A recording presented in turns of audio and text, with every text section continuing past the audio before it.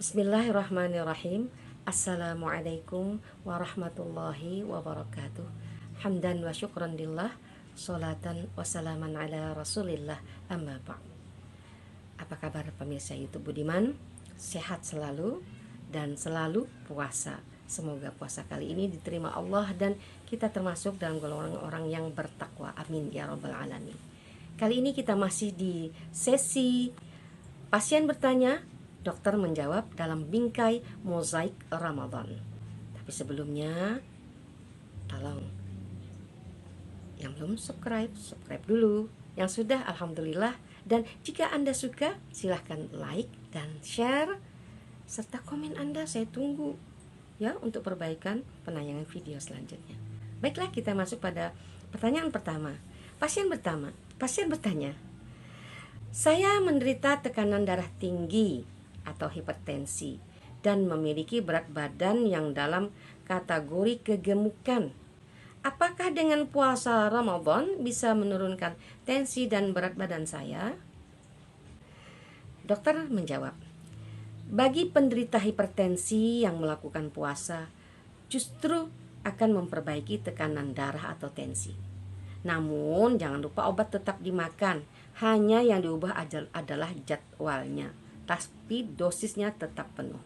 Misalnya, obat yang biasa diminum pagi diubah saat buka, dan obat yang untuk siang diminum ketika hendak tidur. Dan obat yang biasanya diminum pada malam hari maka diminum pada waktu sahur. Khusus untuk obat pelancar kencing, pertimbangannya sesuai kondisi pasien. Dari hasil penelitian tahun 2000 menunjukkan bahwa tekanan darah tinggi dan berat badan akan turun saat seseorang menjalankan ibadah puasa. Penelitian ini dibuktikan dan telah diikuti oleh 44 orang. Pasien bertanya, dokter, apakah puasa bisa mencegah penyakit stroke dan penyakit lainnya?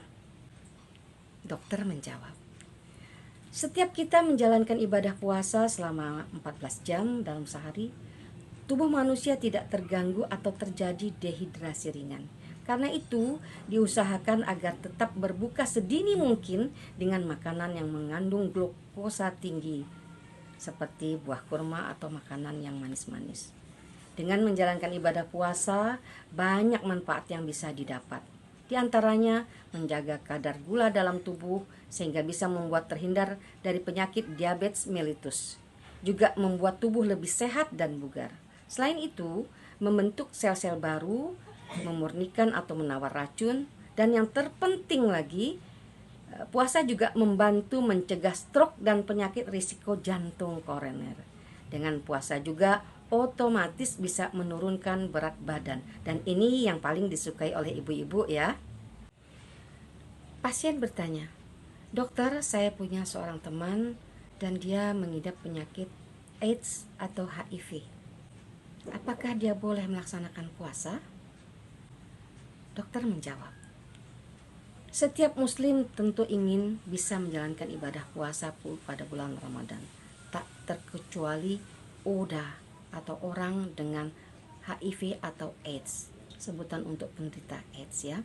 Masalahnya, mampukah para ODA ini berpuasa? Itu pertanyaannya.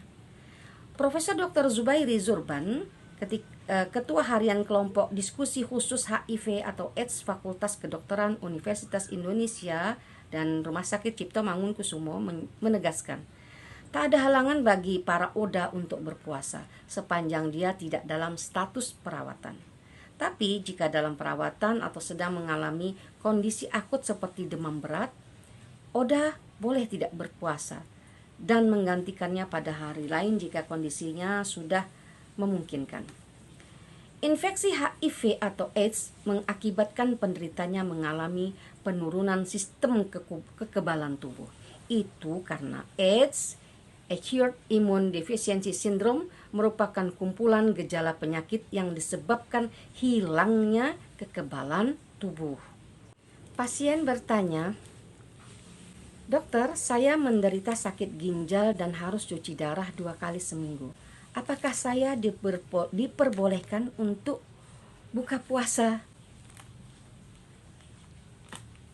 Dokter menjawab, pada dasarnya penderita hemodialisa tidak ada larangan untuk berpuasa kecuali jika ada komplikasi penyakit serius seperti gagal jantung dan diabetes mellitus atau kondisi-kondisi tertentu yang penderitanya harus mengkonsumsi obat, misalnya ada rasa sakit yang timbul atau kolik.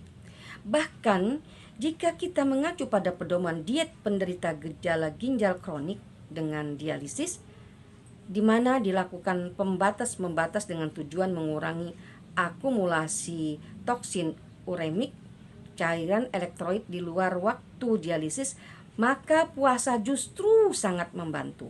Dan perlu diingat bahwa pada penderita gagal ginjal, yang terpenting adalah bagaimana Anda mengatur diet secara benar sehingga terjadi keseimbangan.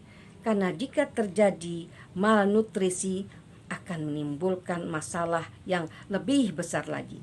Dan biasanya penderita gagal ginjal, terutama yang menjalani dialisis atau cuci darah, telah diberikan nutrisi oleh ahli gizinya. Namun berikut saya memberikan garis besar pedomannya untuk penderita hemodialisis. Tapi lebih detail Anda bisa mendatangi ahli gizi Anda. Tetaplah berpuasa dan yakinlah sehat. Insya Allah akan sehat. Terima kasih. Assalamualaikum warahmatullahi wabarakatuh.